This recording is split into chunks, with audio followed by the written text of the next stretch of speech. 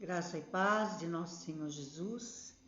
Vamos compartilhar mais uma meditação sobre o livro de Provérbios, o capítulo 20, a partir do versículo 4.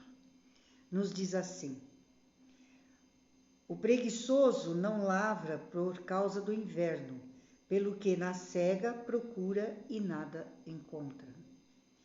A preguiça, ela é uma aversão ao trabalho, ócio, vadiagem, é estado de prostração e moleza.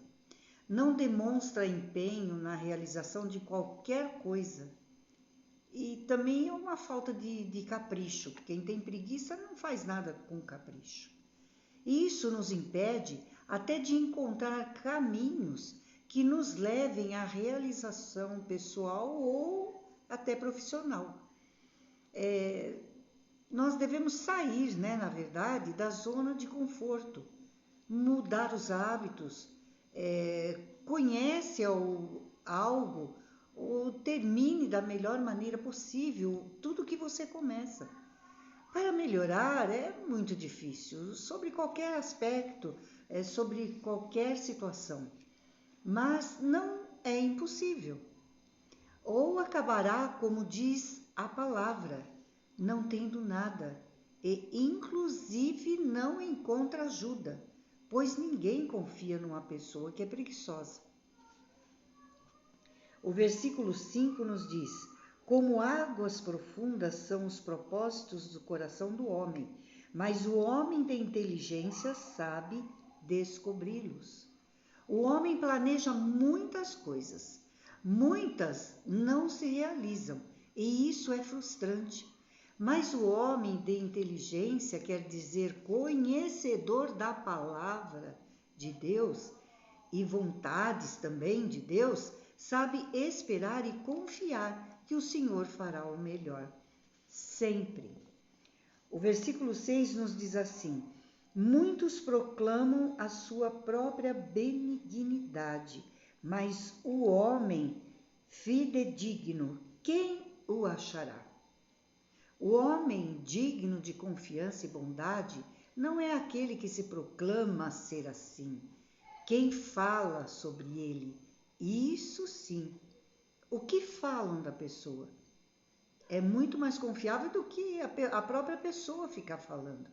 Porque é fácil falar que, por exemplo, eu sou boa, eu só faço bem. Mas como as outras pessoas nos veem? Claro, sempre vamos achar o que nos condena, o que não está de acordo com o que fazemos. Mas não é no geral, porque no geral nós devemos ter uma boa aceitação. O versículo 7 nos diz assim: O justo anda na sua integridade, felizes lhes são os filhos depois deles. Normalmente os filhos de quem é íntegro seguem o exemplo do pai.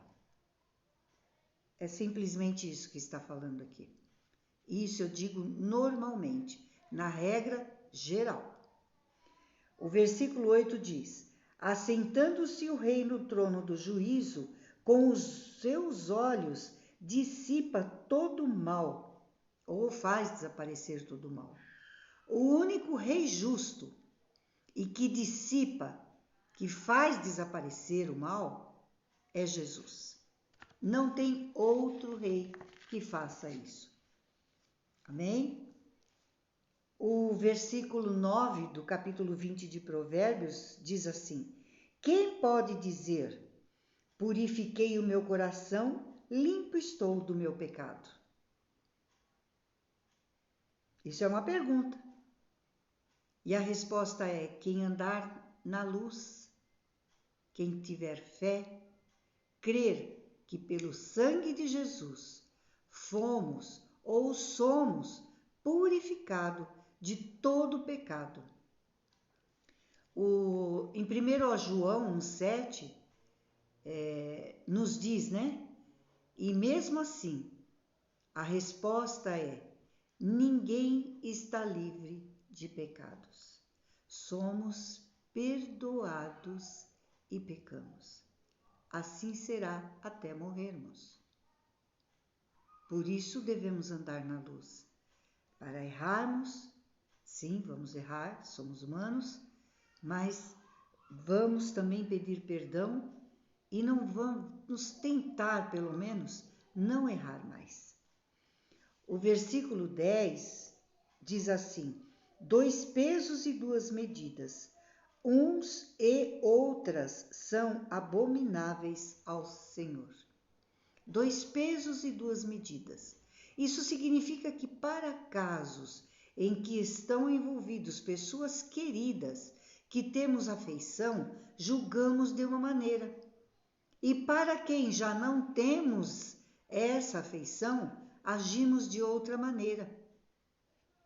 Isso é abominável ao Senhor, que não faz acepção ou diferença de pessoas. E no mesmo capítulo 20, o versículo 23, diz assim, olha: 2 pesos são coisa abominável ao Senhor, e balança enganosa não é boa. Por que você vai julgar uma pessoa? Vamos supor que 2 pessoas cometeram o mesmo ato ilícito, e você julga uma de uma maneira, outra de outra. Para um você faz de uma maneira, para outro você faz de outra.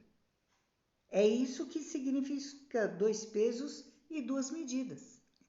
Porque para uma você tem afeição. Um exemplo, nós sempre defendemos os nossos filhos. Os outros roubam, mas o meu filho, não é possível. E mesmo que ele fez, e começa a achar algum motivo, sendo que não há motivo, não há justificativa. Isso é ser 2 pesos e 2 medidas. Muito, muito, muito mais eu poderia dizer, mas nós estamos numa pequena reflexão, tá? Mas reflitam sobre isso. Não importa quem seja, o julgamento deve ser igual. O versículo 11 diz: até a criança se dá a conhecer pelas suas ações, se o que faz é puro e reto. A criança vem ao mundo e cresce tendo conhecimentos. Os pais normalmente devem observar e corrigir os seus atos, porque tudo a criança absorve. Mas nós, os pais, é que temos que dar a direção a ela. E desde bebê isso, porque já mostram o seu caráter, que pode sim ser moldado. E cabe aos pais ver isso daqui. E nós já sabemos também pelas ações, atitude delas, se elas vão ser pura e reta. Mas como eu disse, o caráter dá para ser moldado. Nós só temos que prestar atenção e estar muito, muito na direção de Deus. O versículo 12 diz assim: o ouvido que ouve e o olho que vê, o Senhor os fez assim, um como o outro. Escutar e enxergar é mais fácil que ouvir e ver. Escutar, não sendo surdo, qualquer um escuta. Mas dar ouvidos e entender o que escutou e discernir é diferente. Enxergar é o mesmo caso. Ver é bem mais além do que você enxergar. O versículo 13 nos diz assim: não ames o sono, para que não empobreças, abra os teus olhos e te fartarás do teu próprio pão. É o segmento do versículo 4 que diz sobre o preguiçoso. O preguiçoso não lavra por causa do inverno, pelo que na cega procura e nada encontra.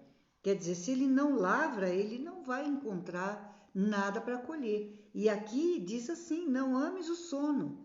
Quer dizer, se ele é preguiçoso, ele não cegou, ele só dormiu. Ele não fez a sua plantação para poder ter uma colheita.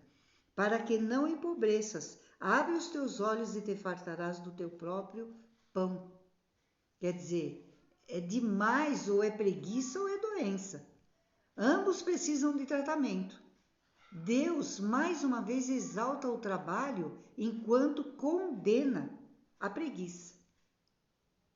Fiquem com a graça e a paz de nosso Senhor e Salvador Jesus Cristo.